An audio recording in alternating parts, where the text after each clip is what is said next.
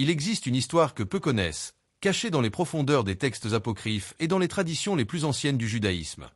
Une histoire sur un ange qui a commis l'impensable. Il a tenté d'intercéder pour Lucifer après sa chute.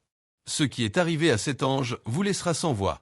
Préparez-vous car ce que vous allez découvrir aujourd'hui va ébranler tout ce que vous pensiez savoir sur la guerre dans le ciel. Avant de commencer à révéler ce mystère apocalyptique, abonnez-vous maintenant à la chaîne et activez la cloche pour ne manquer aucun enseignement profond de la parole de Dieu. Et mettez déjà ce like parce que ce contenu va bien au-delà de ce que les églises traditionnelles enseignent.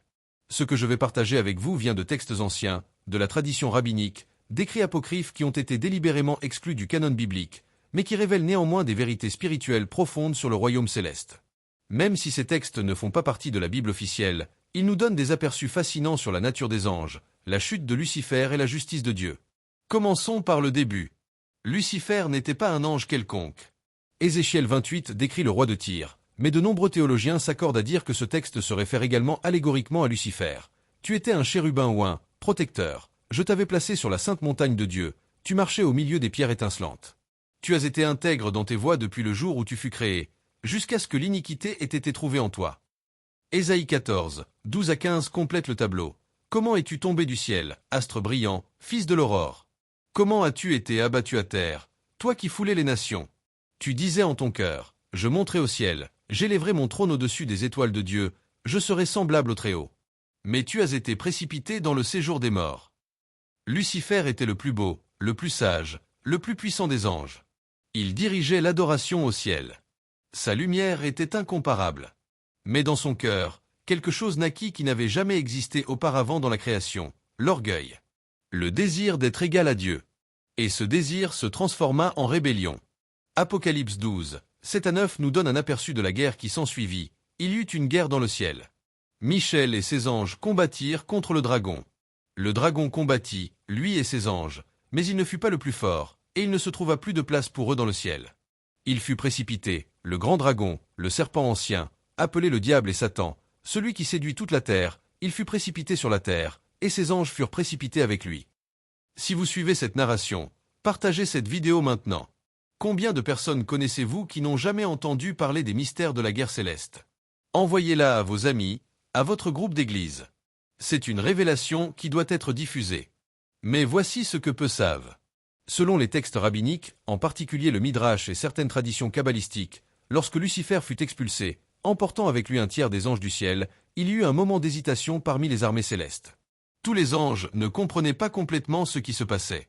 Parmi ces anges se trouvait un être appelé Sémiasa dans certains textes, Azazel dans d'autres, ou simplement l'ange de la miséricorde dans certaines traditions. Cet ange avait été créé avec un but spécifique, refléter la compassion divine. Il voyait le côté miséricordieux de Dieu dans chaque jugement, la grâce dans chaque sentence. Quand il vit Lucifer être expulsé du ciel, quand il fut témoin de la chute du chérubin oint transformé en Satan, quelque chose bougea en lui. Ce n'était pas un accord avec la rébellion de Lucifer. C'était de la compassion pour ce que Lucifer avait été, pour ce qu'il avait perdu, pour la tragédie cosmique qui se déroulait. Les textes décrivent que cet ange s'approcha du trône de Dieu et dit « Seigneur Tout-Puissant, toi qui es riche en miséricorde, ne peux-tu pas donner à Lucifer une chance de repentance? Il était le plus glorieux d'entre nous tous.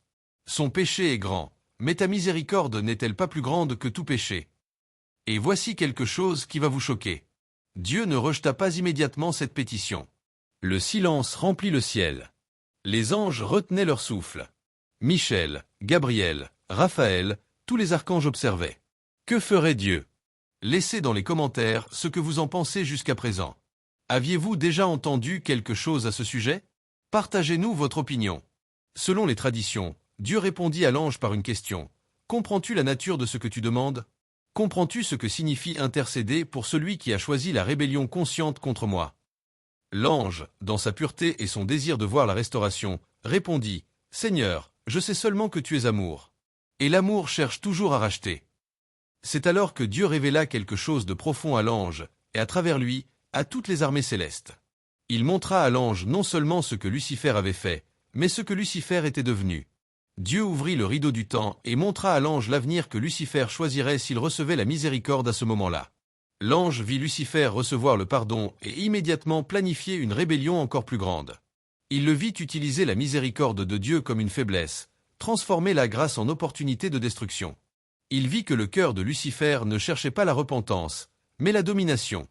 L'orgueil s'était enraciné si profondément qu'il n'y avait plus de place pour l'humilité. Plus que cela, Dieu montra à l'ange quelque chose d'encore plus troublant. Il montra que la miséricorde accordée à Lucifer à ce moment établirait un précédent dangereux dans l'univers. Si Lucifer pouvait se rebeller contre Dieu, être pardonné sans repentance authentique, alors la justice de Dieu serait annulée. Le péché serait légitimé. La sainteté de Dieu serait compromise. Dieu expliqua, « Ma miséricorde est infinie, mais elle n'annule pas ma justice. Elle ne force personne à la repentance. » Lucifer a fait son choix en pleine connaissance. Il ne cherche pas le pardon. Il cherche le trône. Si vous ne vous êtes pas encore abonné à la chaîne, faites-le maintenant. Cliquez ci-dessous car ce qui suit va révéler des vérités encore plus profondes sur la nature de Dieu. L'ange, en voyant ces révélations, tomba à genoux devant le trône. Il comprit. La miséricorde de Dieu n'est pas une faiblesse. Ce n'est pas de la permissivité. Ce n'est pas ignorer le péché. C'est offrir le chemin du retour à ceux qui désirent vraiment revenir. Mais quand quelqu'un endurcit complètement son cœur, quand quelqu'un choisit le chemin de la rébellion en pleine conscience, la justice doit prévaloir. Mais l'histoire ne s'arrête pas là. Selon certaines traditions, l'ange, même en comprenant tout cela, ressentit encore une tristesse profonde pour la situation. Non pas parce qu'il n'était pas d'accord avec Dieu, mais parce que sa nature était de refléter la compassion. Il pleura la chute de Lucifer, la tragédie cosmique, la perte irréparable. Et voici quelque chose que de nombreux textes apocryphes mentionnent, Dieu honora cette tristesse. Non pas comme une rébellion, mais comme le reflet du propre cœur divin. Parce que Dieu aussi ne prend pas plaisir à la mort du méchant. Ézéchiel 33, 11 dit, « Dis-leur, je suis vivant. Dit le Seigneur, l'Éternel, ce que je désire, ce n'est pas que le méchant meure, c'est qu'il change de conduite et qu'il vive. » Dieu transforma cet ange en gardien d'une vérité spécifique, que la miséricorde et la justice ne sont pas opposées, mais complémentaires. Que Dieu peut être infiniment miséricordieux et parfaitement juste en même temps. Que le véritable amour doit parfois dire non pour protéger l'ordre et la sainteté. Certains textes suggèrent que cet ange fut envoyé sur terre avec une mission spéciale, observer l'humanité et témoigner de la façon dont Dieu traiterait la rébellion humaine différemment de la rébellion angélique. Et ce que cet ange vit dut être extraordinaire. Il vit Dieu non seulement juger l'humanité pour son péché, mais fournir un chemin de rédemption. Il vit Dieu lui-même devenir homme en Jésus-Christ. Il vit le Créateur mourir pour la création. Il vit la justice être satisfaite sur la croix et la miséricorde être offerte gratuitement à tous ceux qui croient. Partagez cette vidéo maintenant avec vos amis. Cette révélation sur la miséricorde et la justice de Dieu doit atteindre le maximum de personnes. Envoyez-la sur WhatsApp, postez-la sur vos réseaux sociaux. Et voici la différence cruciale entre la chute de Lucifer et la chute d'Adam. Lucifer est tombé au ciel, en présence directe de Dieu, avec pleine connaissance et sans tentateur externe. Sa rébellion était pure, non provoquée, originaire uniquement de son propre orgueil. Il n'y avait pas d'excuses, pas de circonstances atténuantes, pas d'ignorance. Adam, d'autre part, tomba sur terre, loin de la présence manifeste de Dieu, tenté par Satan, avec une connaissance limitée. Sa chute, bien que sérieuse, avait des éléments atténuants. Et plus important, Adam et ses descendants montrèrent une capacité de repentance, quelque chose que Lucifer ne démontra jamais. C'est pourquoi Dieu pourvut à la rédemption pour l'humanité, mais pas pour les anges déchus. Hébreux 2, 16 dit clairement, « Car ce n'est pas aux anges qu'il vient en aide, mais c'est à la postérité d'Abraham. » La rédemption fut planifiée pour ceux qui pouvaient se repentir véritablement. L'ange qui tenta d'intercéder pour Lucifer apprit cette leçon profonde. La miséricorde de Dieu est toujours disponible, mais elle exige une repentance authentique. Elle ne peut pas être manipulée. Elle ne peut pas être présumée. Elle est offerte librement, mais doit être reçue avec humilité. 2 Pierre 3, 9 nous rappelle, « Le Seigneur ne tarde pas dans l'accomplissement de la promesse, comme quelques-uns le croient, mais il use de patience envers vous, ne voulant pas qu'aucun périsse, mais voulant que tous arrivent à la repentance. » Maintenant, parlons des implications de cette histoire pour nous aujourd'hui. Premièrement, elle nous enseigne que Dieu prend le péché au sérieux. Extrêmement au sérieux. La rébellion de Lucifer ne fut pas traitée à la légère. Les conséquences furent permanentes et dévastatrices.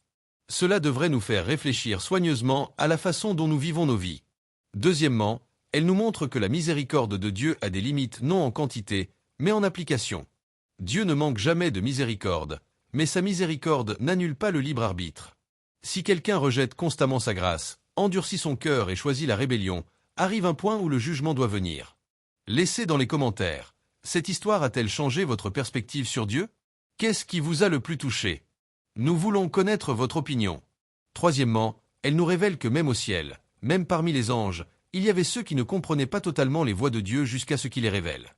Cela devrait nous donner de l'humilité. Si les anges avaient besoin d'apprendre sur la nature de Dieu, combien plus nous? Quatrièmement, elle démontre que la compassion n'est pas une faiblesse. L'ange qui intercéda ne fut pas puni pour avoir eu de la compassion. Il fut instruit. Il fut transformé. Il fut utilisé pour un but plus grand. Dieu valorise la compassion, mais elle doit être tempérée avec sagesse et justice. Cinquièmement, elle pointe vers la croix. Ce que l'ange demanda pour Lucifer, une chance de rédemption, fut exactement ce que Dieu pourvut pour l'humanité, mais à un coût infini. Dieu lui-même paya le prix. Il n'y eut pas de raccourci, pas de miséricorde bon marché. La justice fut satisfaite et la miséricorde fut offerte. Maintenant, vous vous demandez peut-être, comment devons-nous appliquer cela dans nos vies? De plusieurs façons pratiques. Premièrement, ne présumez jamais de la miséricorde de Dieu. Romains 6, 1 et 2 demandent, que dirons-nous donc? Demeurerions-nous dans le péché, afin que la grâce abonde? Loin de là. La miséricorde de Dieu n'est pas une licence pour pécher. C'est un pouvoir pour vaincre le péché. Deuxièmement, reconnaissez qu'il y a un temps pour la repentance. 2 Corinthiens 6, 2 dit, « Voici maintenant le temps favorable, voici maintenant le jour du salut. N'endurcissez pas votre cœur. Ne reportez pas la décision de vous tourner vers Dieu. » Troisièmement, comprenez que l'orgueil est le péché racine qui fit tomber Lucifer et continue de faire tomber les humains jusqu'à aujourd'hui. Proverbe 16, 18 avertit, « L'orgueil précède la ruine, et l'arrogance précède la chute. » Cultivez l'humilité. Quatrièmement, soyez reconnaissants pour la croix. Ce qui fut refusé à Lucifer vous fut offert, non pas parce que vous êtes meilleur, mais parce que Dieu, dans sa souveraineté, choisit de racheter l'humanité. 1 Jean 4, 10, « Et cet amour consiste, non point en ce que nous avons aimé Dieu, mais en ce qu'il nous a aimés et a envoyé son Fils comme victime expiatoire pour nos péchés. » Si cet enseignement touche votre cœur, abonnez-vous à la chaîne maintenant, mettez votre like et partagez avec tout le monde que vous connaissez. Ce message peut changer des vies. Cinquièmement, ayez de la compassion pour les perdus, mais ne compromettez pas la vérité. Comme l'ange, nous pouvons ressentir de la tristesse pour la condition des perdus. Nous devons prier pour eux, leur témoigner, les aimer. Mais nous ne pouvons pas déformer l'Évangile ou minimiser le péché pour les mettre à l'aise. Maintenant, revenons à la question de l'ange. Où est-il aujourd'hui, selon ses traditions? Certaines suggèrent qu'il est parmi les anges qui célèbrent le plus quand un pécheur se repent. Luc 15, dit, « De même, je vous le dis, il y a de la joie devant les anges de Dieu pour un seul pécheur qui se repent. » Pourquoi? Parce que cet ange comprend, plus que tout autre, la valeur de la repentance. Il a vu ce qui se passe quand il n'y a pas de repentance chez Lucifer. Il a vu ce qui se passe quand il y a une repentance authentique dans l'humanité. Il célèbre chaque âme sauvée parce qu'il sait que cela aurait pu être différent, comme ce fut le cas avec Lucifer. D'autres traditions suggèrent que cet ange fut désigné comme gardien spécial de ceux qui luttent avec des doutes sur la bonté de Dieu. Quand quelqu'un questionne, comment un Dieu d'amour peut-il envoyer quelqu'un en enfer? Cet ange murmure la vérité, Dieu n'envoie personne. Les gens choisissent. Et Dieu respecte ce choix, aussi douloureux soit-il. Il y a aussi des traditions qui disent que cet ange sera présent au jugement final, non pour intercéder, mais pour témoigner que chaque personne a eu suffisamment d'opportunités de repentance. Que la condamnation finale n'est pas parce que Dieu n'a pas offert la miséricorde, mais parce qu'elle fut rejetée de manière persistante. Commentez ci-dessous. Croyez-vous que Dieu vous offre la miséricorde aujourd'hui? Que ferez-vous de cette offre? Indépendamment de la tradition spécifique que vous acceptez, la leçon centrale reste claire. Dieu est simultanément parfaitement juste et infiniment miséricordieux. Ces deux caractéristiques ne se contredisent pas. En fait, elles se complètent merveilleusement dans la personne de Jésus-Christ. Sur la croix, nous voyons la justice de Dieu exigeant le paiement du péché. Le salaire du péché est la mort. Quelqu'un devait payer. Sur la même croix, nous voyons la miséricorde de Dieu fournissant le paiement. Dieu lui-même, en Jésus, paya le prix que nous aurions dû payer. Romains 3, 25 et 26 expliquent. C'est lui que Dieu a destiné à être par son sang pour ceux qui croiraient victimes propitiatoires, afin de montrer sa justice dans le temps présent, de manière à être juste tout en justifiant celui qui a la foi en Jésus. Dieu n'a pas ignoré le péché. Il l'a complètement puni en Christ. Et maintenant il peut offrir un pardon complet sans compromettre sa justice. L'histoire de l'ange qui tenta de sauver Lucifer nous rappelle qu'il y a des mystères dans le royaume céleste que nous commençons à peine à comprendre. Que Dieu opère dans des dimensions qui transcendent notre compréhension limitée. Que même quand nous ne comprenons pas complètement ses voies, nous pouvons faire confiance à son caractère. Deutéronome 29, 29 dit « Les choses cachées sont à l'Éternel, notre Dieu. Les choses révélées sont à nous et à nos enfants, à perpétuité. » Il y a des choses que Dieu ne nous a pas complètement révélées. Mais ce qu'il a révélé est suffisant pour notre salut et notre sanctification. Que savons-nous avec certitude? Nous savons que Lucifer est tombé irréversiblement. Nous savons qu'il est maintenant Satan, l'adversaire, l'accusateur, le père du mensonge. Nous savons qu'il a un tiers des anges avec lui, maintenant appelés démons. Nous savons que son destin final est l'étang de feu. Nous savons aussi que Dieu a tant aimé le monde qu'il a donné son Fils unique, afin que quiconque croit en lui ne périsse pas, mais qu'il ait la vie éternelle. Jean 3, 16. C'est la vérité centrale qui doit guider nos vies. Nous savons que Jésus dit dans Luc 19, 10, « Le Fils de l'homme est venu chercher et sauver ce qui était perdu. » La mission du Christ fut exactement l'opposé du choix de Lucifer.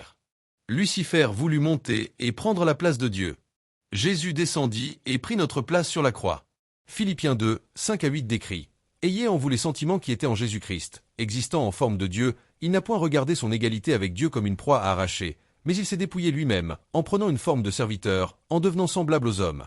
Après s'être trouvé dans la situation d'un homme, il s'est humilié lui-même, se rendant obéissant jusqu'à la mort, même jusqu'à la mort de la croix. » Si cette vidéo a touché votre cœur, si vous avez compris quelque chose de nouveau sur la nature de Dieu aujourd'hui, je vous demande, abonnez-vous à la chaîne maintenant, mettez votre like pour que plus de personnes puissent voir ce message, et partagez avec tous vos contacts. Cette vérité sur la justice et la miséricorde de Dieu doit atteindre les multitudes. L'histoire de l'ange et de Lucifer nous enseigne aussi sur le libre arbitre. Dieu créa des êtres avec la capacité de choisir. Lucifer choisit l'orgueil et la rébellion. Adam choisit la désobéissance. Mais en Christ, nous pouvons choisir la repentance et la vie. Josué 24, 15 défis. Choisissez aujourd'hui qui vous voulez servir. Le choix est nôtre. L'offre de salut est disponible. La miséricorde est étendue. Mais vous devez choisir de la recevoir. Et si vous n'avez pas encore fait ce choix, aujourd'hui est le jour. Ne soyez pas comme Lucifer, qui dans son orgueil refusa de s'humilier. Soyez comme le brigand sur la croix, qui dans ses derniers moments reconnut Jésus comme Seigneur et fut sauvé. Luc 23, 42 et 43. Jésus, souviens-toi de moi, quand tu viendras dans ton règne. Jésus lui répondit, je te le dis en vérité, aujourd'hui tu seras avec moi dans le paradis.